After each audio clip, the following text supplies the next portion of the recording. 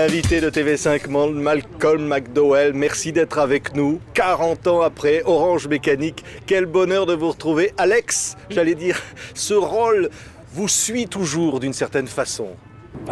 Bien sûr. Je veux dire qu'il me suivra jusqu'à ma mort. Mon épitaphe sera « Malcolm Orange Mécanique McDowell est mort en paix aujourd'hui ». Nous nous souvenons bien de lui à travers sa performance. We remember him well from this performance, blah, blah, blah, blah, blah. Et vous aviez toujours quelque chose à dire à Stanley. L'idée, par exemple, de chanter Singing in the Rain. C'est vous qui avez eu cette idée. Eh bien, vous savez, j'étais assis. Nous n'avions rien tourné depuis 5 jours et nous n'arrivions pas à trouver un moyen pour faire fonctionner cette scène. J'étais assis comme ça et il est venu me voir et m'a demandé « Peux-tu danser ?» Et j'ai dit « Est-ce que je peux danser ?» Et j'ai fait ce numéro et il s'est écrié « Oh mon Dieu !» Il m'a attrapé, nous sommes montés dans la voiture en direction de sa maison. Il a acheté les droits de Singing in the Rain pour $10 000. Nous sommes revenus sur le plateau et ça nous a pris 1 semaine pour tourner ce truc. Et j'ai demandé, est-ce que quelqu'un se souvient de ce que j'ai fait? There's a strange fella sitting on the sofa, munching lump-ticks of toast. That's Joe. He lives here now. The lodger. That's what he is. He rents your room.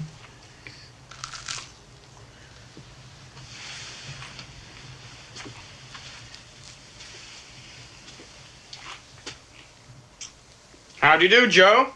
Find the room comfortable, do you? No complaints? I've heard about you. I know what you've done. Breaking the hearts of your poor grieving parents. So you're back, eh? You're back to make life a misery for your lovely parents once more, is that it? Well, over my dead corpse you will, because you see they've let me be more like a son to them than like a lodger. Joe, don't go fighting here, boys.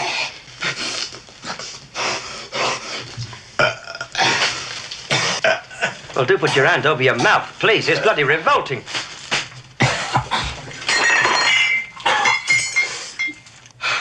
Are you all right, lad? Hush, Dad.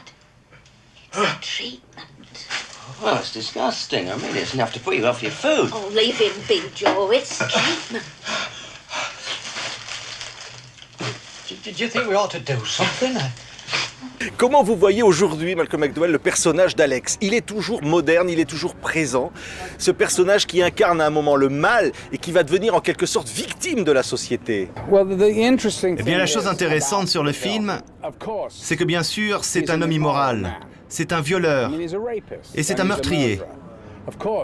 Bien sûr, nous apprenons à l'apprécier. Certains diront même à l'aimer. Parce qu'il aime la vie. Parce qu'il aime Beethoven. Comment peut-on être mauvais et aimer Beethoven? Donc il a certaines qualités. Le truc, c'est que, vous savez, je pense sincèrement que ce personnage a ouvert la voie à d'autres personnages psychopathes, comme celui d'Anthony Hopkins incarnant Hannibal Lecter. Parce qu'avant que je n'interprète ce rôle, il n'y avait pas, vous savez, de psychopathe marrant. Ça ne s'était jamais vu. Ça ne se faisait pas. Mon idole était James Cagney, et je l'adorais. Je pensais que c'était un génie et l'acteur le plus fin que je n'avais jamais vu à l'écran. Mais s'il jouait un psychopathe, il ne l'aurait jamais rendu drôle. Vous ne faisiez pas cela à l'époque. Donc vous savez, c'était génial parce que, et c'est ce qui a énervé les gens, surtout en Amérique. Le New York Times a sorti un article accusant Kubrick d'être un fasciste. Et moi d'être son petit chien. Parce que nous rendions un homme immoral appréciable. Et lorsqu'ils ont quitté la salle, ils étaient furieux parce que soudainement, ils se sentaient dupés.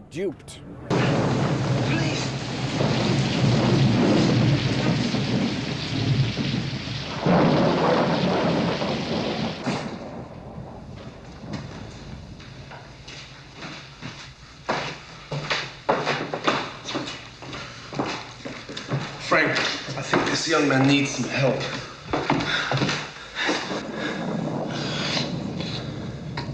My God! What's happened to you, my boy? And would you believe it, oh my brothers and only friends, there was your faithful narrator, being held helpless like a babe in arms, and suddenly realizing where he was, and why home on the gate had looked so familiar. But I knew I was safe.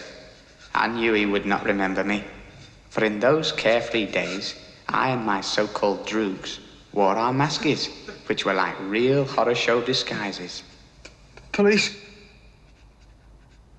The ghastly, horrible police.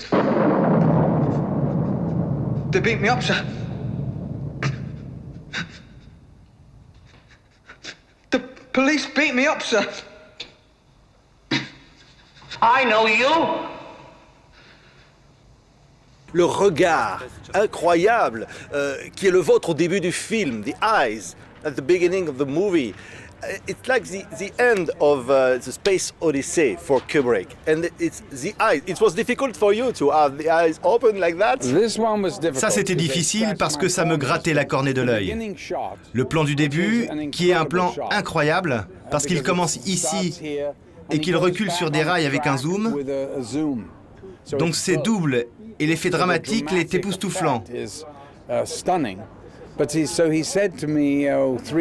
3 jours après avoir vu les rushs, il est venu me voir et il m'a dit « J'ai vu les plans ». Et j'ai dit « Oh, comment sont-ils » Il me fait « Oh, c'est génial ». Et as-tu réalisé, lorsque tu as levé le verre de lait, tu as explosé l'image. Et puis j'ai dit « Oui, bien sûr ». Et il me répond « Pourquoi tu fais cela ?»